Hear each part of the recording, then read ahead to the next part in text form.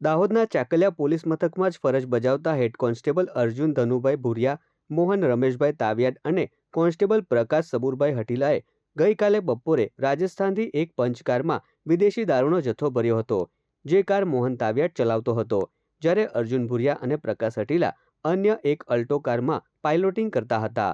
આ દરમિયાન દાહોદ એલસીબી પોલીસને બાતમી મળતા એલસીબી પોલીસે ઝાલોદ અને ચાકલિયા પોલીસ સ્ટાફ સાથે તળાવ ચોકડી નજીક વોચ ગોઠવી હતી। આ દરમિયાન બંને કાર આવતા પોલીસે તેને રોકવાનો પ્રયાસ કર્યો હતો, પરંતુ કારના ચાલકોએ ગાડી અટકાવવાને બદલે સ્પીડ વધારીને લીંબડી તરફ નાસી છૂટ્યા હતા।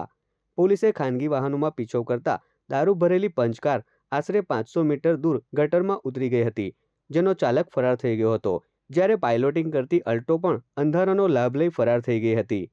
પોલીસે અકસ્માતગ્રસ્ત કારમાં તપાસ કરતા તેમાંથી વિવિધ કંપનીની ભારતીય બનાવટની ઇંગ્લિશ દારૂ તથા બિયરની 8 પેટી, 112 બોટલો, અંદાજે 44 લીટરથી વધુ દારૂના વોશનો જથ્થો મળી આવ્યો હતો। પોલીસે કાર સહિત કુલ 5,66,646 રૂપિયાનો મુદ્દામાલ જપ્ત કર્યો છે। પોલીસ તપાસ મુજબ દારૂ ભરેલી પંચકાર હેડ કોન્સ્ટેબલ મોહન તાવિયાડની છે, જ્યારે ફરાર અલ્ટો કાર કોન્સ્ટેબલ પ્રકાશ સબુરભાઈ હડિયાની હોવાનું સામે આવ્યું છે। તો બીજી તરફ ફરાર પોલીસ કર્મીઓની ધરપકડ માટે પોલીસે ચક્રો ગતિમાન કર્યા છે।